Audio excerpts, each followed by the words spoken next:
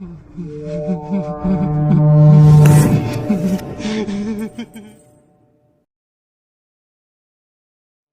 la noche del 5 de junio de 1960, a unos 20 kilómetros de Helsinki, en el lago Bodom, ocurre un triple homicidio.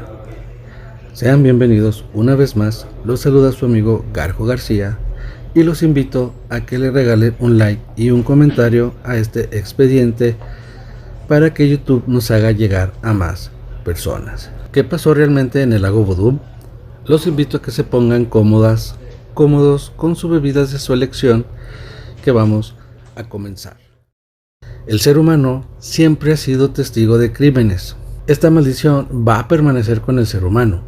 Digamos que los términos de Dios y pecado surgieron de la humanidad. Algunos de estos delitos suceden en secreto. La mayoría de los asesinos son descubiertos demasiado pronto gracias a que dejan alguna evidencia que los delate. En cambio, otros crímenes nunca son resueltos. El caso del que vamos a ver es uno de estos que nunca se resolvió. Los asesinatos del lago Bodom es un ejemplo perfecto. Lamentablemente, estos asesinatos fue un caso de homicidio múltiple. Esto ocurrió en Finlandia en el año de 1960. La escena del crimen, el lago Bodom, fue el escenario perfecto. Este lago se ubica en la ciudad de Espoo, a 22 kilómetros al oeste de la capital del país, Helsinki. Aquí es donde aparecen estos 4 jóvenes adolescentes que acampaban a orillas del lago Bodom. Y desgraciadamente, al caer la noche, las cosas darían un giro de 360 grados. Entre las 4 y 6 de la mañana, un desconocido, que también se manejó como un grupo de más de 2 personas, les arrebataron la vida a 3 de ellos con un cuchillo y un instrumento contundente con el que hirieron al 4.º joven. El encabezado principal de la noticia se manejó de la siguiente manera: el 5 de junio del año 1960, en las orillas del lago Bodom, 3 adolescentes fueron asesinados. Esto sucedió en la mañana, donde 4 adolescentes acampaban a las orillas del lago y en algún momento entre las 4 y 6 de la mañana, un sospechoso desconocido o un grupo de sospechosos les arrebatarían la vida. Los adolescentes fueron atacados con un cuchillo y un objeto contundente. 3 de ellos fallecieron en este homicidio múltiple y el 4.º adolescente sobrevivió. Neil Wilhelm Gustafsson es el nombre del 4.º joven. Gustafsson trató de llevar una vida normal después de aquel horrible suceso, y no fue hasta el año 2004 que se convirtió en el principal sospechoso de los asesinatos. Lo llevaron detenido. No fue hasta el año, en octubre del 2005, cuando el Tribunal de Distrito lo declara inocente. Ahora bien, en ese entonces, 2 de las víctimas contaban con tan solo 15 años en el momento de su muerte. La tercera víctima tenía 18 años, al igual que Gustafsson. A 3 de los jóvenes del asesinato fueron apuñalados, los apalearon. En cambio, Gustafsson sufrió una conmoción cerebral, fracturas faciales de mandíbula y varios hematomas. Los nombres de las víctimas en vida fueron Miley Irmeli Horklund, de 15 años, apuñalada y golpeada; Anja Tuliki Maki, 15 años, apuñalada y apaleada; Seppo Antero Boisman, 18 años, apuñalado y apaleado; Nils Wilhelm Gustafsson, de 18 años, sobrevivió sufriendo una conmoción cerebral sostenida, fracturas en la mandíbula, huesos faciales y contusiones en la cara. Más que esclarecerse este caso, hubo algunos giros muy extraños en dicho caso. En la lista hubo varios sospechosos, incluido Pauli Luoma, un fugitivo de un departamento de trabajo local. Luoma recibió una denuncia limpia en el caso de asesinato después de confirmarse su coartada. Pentti Soininen es otro sospechoso de los asesinatos. Este fue condenado por varios delitos violentos, así como delitos contra la propiedad. Se dice que admitió haber cometido los asesinatos mientras se encontraba en prisión. Sobre la culpabilidad de Soininen había cierta duda, mas nunca se conoció la verdad, ya que se ahorcó en una estación de transporte de prisioneros en 1969. Otro de los sospechosos fue Valdemar Hillström. Lo pusieron en la mira de los asesinatos del lago Bodum. Hillström estaba a cargo de un kiosco de Ottawa.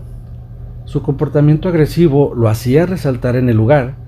Se dice confesó antes de su muerte sobre los asesinatos del lago Bodum. Desafortunadamente no se encontraron evidencias que implicaran a Hillström directamente en los asesinatos.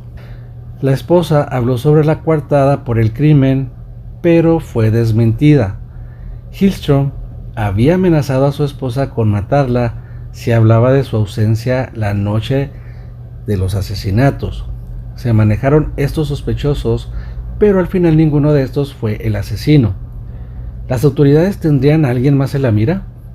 Teniendo a Hillström fuera de la lista oficial de sospechosos, un espía de la KGB y ex-nazi de nombre Han Hassmann se puso en la mira como el principal sospechoso y apareciendo en el radar de la policía la mañana del 6 de junio de 1960, un día después de los asesinatos. En el hospital quirúrgico de Helsinki, Hassmann llegó con las uñas negras por la suciedad, la ropa salpicada por pequeñas manchas rojas. El personal del hospital recuerda que Hassmann actuaba algo nervioso y agresivo y que incluso había fingido inconsciencia. Después de un breve interrogatorio, la policía toma la decisión de no seguir persiguiendo a Hassmann y se dice que él también tenía una coartada. Debido a esto, jamás llevaron la ropa manchada para ser examinada, pasando por alto la insistencia de los médicos en que era sangre. Además de visitar sospechosamente el hospital, también levantó banderas rojas respecto al caso. Una vez que se difundiera la noticia sobre los asesinatos, dando la descripción de los jóvenes, así como el del hombre que vieron salir de la escena del crimen, Hassmann rápidamente se cortó su larga cabellera rubia y Gustafsson recordó esta característica, corroborando más tarde esto mientras estaba bajo hipnosis.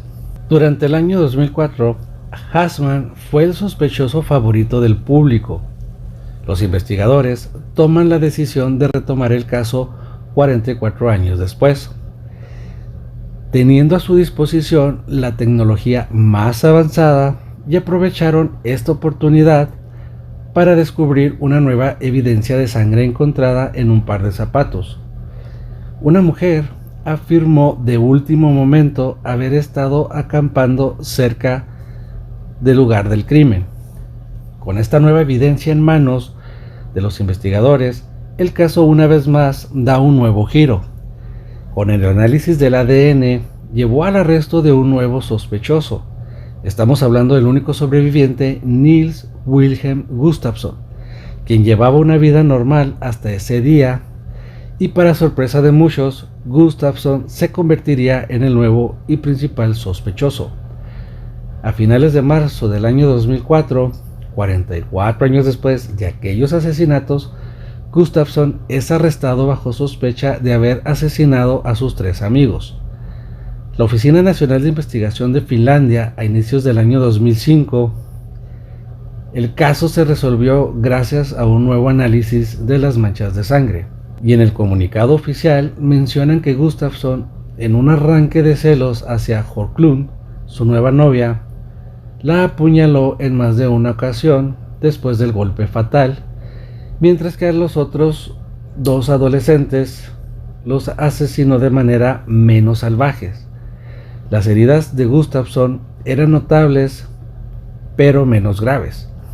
El caso tuvo un desenlace bastante complicado, ya que el 4 de agosto del año 2005, la fiscalía pidió cadena perpetua para Gustafsson, sosteniendo que la nueva evidencia del perfil de ADN levantaba sospechas. Y en este caso, la defensa argumentó que los asesinatos serían obra de uno o más forasteros. Gustafsson no pudo haber asesinado a sus 3 amigos. El 7 de octubre del mismo año es absuelto de todos los cargos y Finlandia tuvo que pagar 44.900 euros por daños hacia su persona. Ya para octubre del año 2005, el distrito lo declara inocente de todos los cargos en su contra. Desafortunadamente, amigos, este caso sigue sin resolver. Un dato curioso, que a raíz de estos múltiples asesinatos en el lago Budum, unos años después dio pie a una franquicia de una película de terror conocida como Friday the 13th o Viernes 13 o Martes 13. Dato curioso, ¿no? Con esto hemos llegado al final de este expediente.